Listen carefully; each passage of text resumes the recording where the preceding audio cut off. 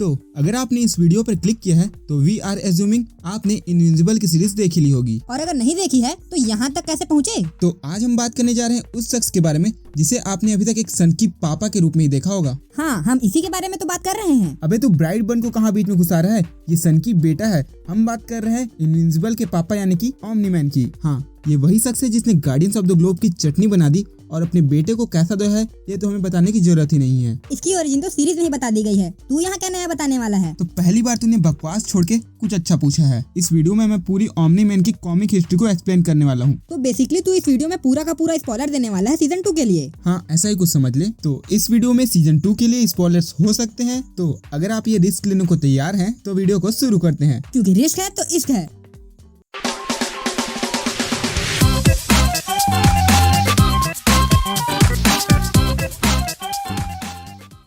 Comics में omni man का first appearance invincible comic के इशू फर्स्ट में किया गया था, जो कि इनविंसिबल सीरीज से एकदम सिमिलर था।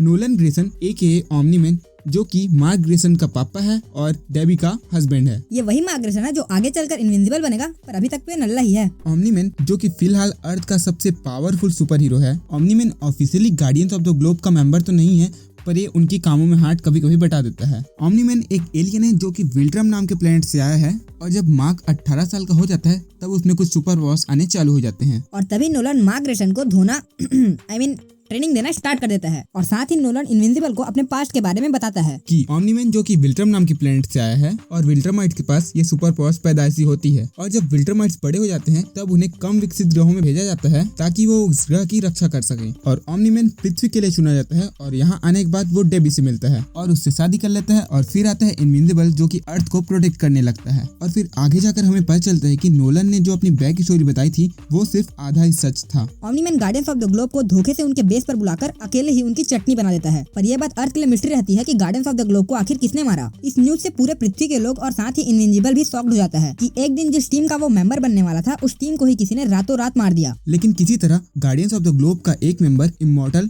बच जाता है, क्योंकि उसके नाम में ही इमॉर्टलिटी है, तो वो तो बचेगा ही। और तब जाके ओमनी मैन डिसाइड करता है कि इनविंसिबल को सारा सच बता दे कि उसी ने ही गार्डियंस ऑफ द ग्लोब का मर्डर किया है, और साथ ही विल्ट्रमाइट्स के पूरे सच के बारे में बताता है कि नोलन अर्थ पर रक्षक बनकर नहीं बल्कि अर्थ को वो जीतने आया है। एक विल्ट्रमाइट एक प्लेनेट के लिए चुने जाते हैं ताकि वे उस प्लेनेट के नेचुरल रिसोर्सेज को यूज कर सकें। बदले में वे उन्हें प्रोटेक्ट करते हैं और साथ ही अपनी टेक्नोलॉजी भी प्रोवाइड करते हैं। और अगर प्लेनेट के लोग नहीं मानते हैं तो उस प्लेनेट का क्या होता है वो तो हमें भी नहीं पता। जब मार्क की पावर ट्रिगर होती है तब ओमनी मैन को अपने ट्रू पर्पस का ख्याल आता है कि आखिर वो क्यों इस पृथ्वी पर आया है। जब मार्क को उसके पापा के इरादे के बारे में पता चलता है तब वे दोनों आपस में भिड़ पड़ते हैं, पर इस लड़ाई में इनविंसिबल बहुत बुरी तरीके से पिट जाता है। मार्क ग्रेसन के कुछ इमोशनल डायलॉग के बाद ये शख्स लौंडा पिघल जाता है और पृथ्वी छोड़कर चला जाता है। तो ये तो हो गई सीजन 1 के स्पॉयलर्स। अब बात कर लेते हैं सीजन 2 के स्पॉयलर्स के बारे में। नोलन पृथ्वी छोड़कर विल्ट्रमाइट्स के पास न जाकर थ्रेक्सा नाम के प्लेनेट पर चला जाता है। थ्रेक्सा नाम के प्लेनेट में मक्खी मैन जैसे लोग रहते हैं जिनका लाइफ सर्कल सिर्फ 9 महीने का रहता है, और इनके प्लेनेट का एक बेसिक रूल रहता है कि जो सबसे ज्यादा लंबा जिएगा वही इस प्लेनेट को रूल करेगा। और नोलन की लाइफ स्पैन तो आप लोग जानते ही हैं, तो ओमनी मैन को इस प्लेनेट का रूलर बनने में ज्यादा वक्त बिल्कुल नहीं लगता, और साथ ही बहुत ही जल्दी वो इस प्लेनेट का ग्रेटेस्ट हीरो बन जाता है। यहाँ ओमनी मैन के अंदर का ठरकपन फिर से जाग जाता है और वो यहाँ एंड्रेसा नाम की एलियन से शादी कर लेता है, और तो और बच्चा भी। समय बीत जाने के बाद ओमनी मैन इनविंसिबल को इस प्लेनेट पर धोखे से बुला लेता है, और वो मार्क को बताता है कि इस नई दुनिया ने नोलन को पूरी तरीके से बदल दिया है। अब वो किसी भी प्लेनेट को कॉन्कर नहीं करना चाहता, बस वो मार्क से हेल्प चाहता है। ओमनी मैन को ये पता है कि बहुत ही जल्द विल्ट्रमाइट्स इस प्लेनेट को भी कॉन्कर करने आ जाएंगे, और विल्ट्रमाइट्स को ओमनी मैन अकेले नहीं हरा सकता, इसलिए वो मार्क ग्रेसन की हेल्प मांगता है। लेकिन मार्क ग्रेसन अभी भी बहुत कमजोर है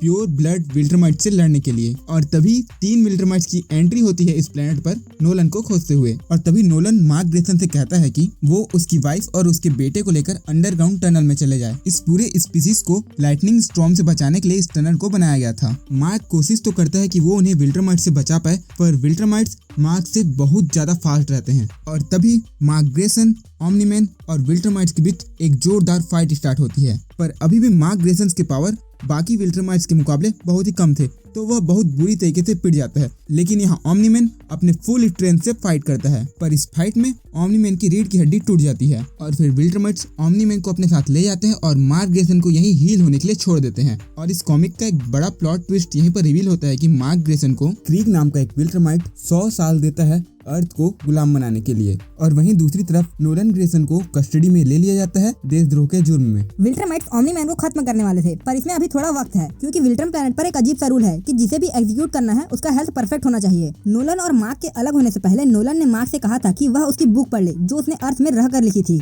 उस बुक में पावरफुल वेपन्स और सहयोगी दलों का क्लू था कि अगर विल्ट्रामाइट्स पृथ्वी को कॉन्कर करने दोबारा आते हैं तो उनसे कैसे बचा जा सकता है। अगले सीन में मार्गरेशन थ्रेक्सा प्लेनेट के लोगों की हेल्प करता है उनके प्लेनेट को रिबिल्ड करने में। बिना मार्गरेशन की मदद के उन्हें इस प्लेनेट को रिबिल्ड करने में कई जनरेशन लग जाते। एंड्रेसा जो कि नोलन की दूसरी बीवी रहती है, वो मार्क को ऑर्डर देती है कि वो नोलन के दूसरे बेटे को लेकर अर्थ चले जाए। बच्चे के मिक्स जेनेटिक्स होने के कारण उसकी एज काफी जल्दी बढ़ती है और साथ ही वह चीजें काफी जल्दी सीखने लगता है, पर हाफ विल्ट्रामाइट होने के कारण उसकी एज रेट आगे चलकर स्लो हो जाती है। मार्क अपने भाई को लेकर वापस पृथ्वी पर आ जाता है और अपनी माँ से कहता है कि वो इसे पाल पोस कर बड़ा करे और वे दोनों इसका नाम ऑलिवर रखते हैं। और अगले सीन में नोलन कैद में है और वो वहाँ एलन द एलियन से मिलता है। एलन द एलियन को तो आप सभी जानते ही होंगे, इसे आपने सीरीज में देखा है इनविंसिबल से लड़ते हुए और सीरीज में ही बताया गया है कि ये पास्ट में ओमनी मैन से लड़ चुका है और एलन द एलियन का इस स्टोरी में काफी अच्छा खासा रोल है। एलन कोलिजन ऑफ प्लैनेट्स का एक मेंबर है। अगर आप कोलिजन ऑफ प्लैनेट्स को नहीं जानते तो हम आपको बता दें, ये एक ऐसा समूह है जो विल्ट्रामाइट्स को प्लैनेट कॉन्कर करने से रोकता है।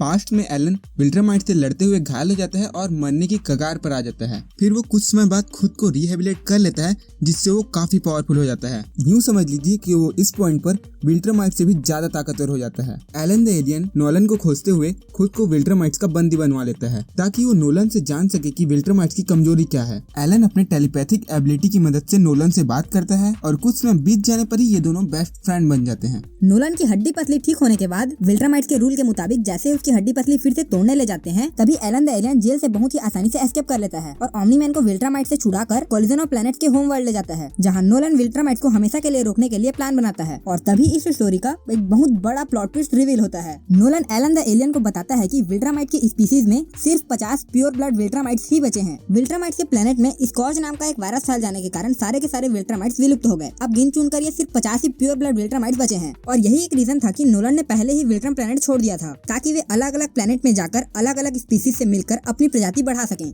नोलन कोलिजन ऑफ प्लैनेट्स के मेंबर को विल्ट्रामाइट्स वॉर के बारे में बताता है। नोलन उनके साथ मिलकर सहयोगी दल और ऐसे वेपन्स को ढूंढता है जिससे कि वे विल्ट्रामाइट्स को चोट पहुंचा सके। इन सब के बाद नोलन वापस अर्थ पर आता है और मार्क और ओलिवर से मिलता है। ओलिवर जो कि अपनी रैपिड एजिंग की वजह से अभी टीनेजर हो गया है। नोलन मार्क, ओलिवर, एलन और कुछ लोगों के साथ मिलकर वापस स्पेस में आता है और यहाँ हमें इंट्रोड्यूस किया जाता है द ग्रेट ट्रिजन थ्रैक्स से, जो कि पूरे विल्ट्रम एम्पायर का लीडर है, जो कि इस पूरे कॉमिक यूनिवर्स का मोस्ट पावरफुल बीइंग है। नोलन मार्क और उसके ग्रुप को लेकर अपने साथियों के पास जाता है, पर वहाँ जाकर उसे पता चलता है कि उसके पूरे ग्रुप को किसी ने तबाह कर दिया है और तभी हमें पता चलता है कि वो तबाह करने वाला शख्स कोई और नहीं, कॉन्क्वेस्ट है, जो कि one of the most powerful and oldest Viltrumites में से एक है और इसका टीज हमें सीरीज में भी देखने को मिला। और अब आगे कॉन्क्वेस्ट और उसके ग्रुप के साथ ओमनी मैन की लड़ाई होने वाली है और इसका रिजल्ट तो आपको अगले पार्ट में पता चलेगा और इस वीडियो का अगला पार्ट कुछ ही समय में हमारे चैनल पर अपलोड होने वाला है। तो उसके लिए आपको क्या करना है वो तो आप जानते ही हैं। So stay tuned and keep watching popcorn with us.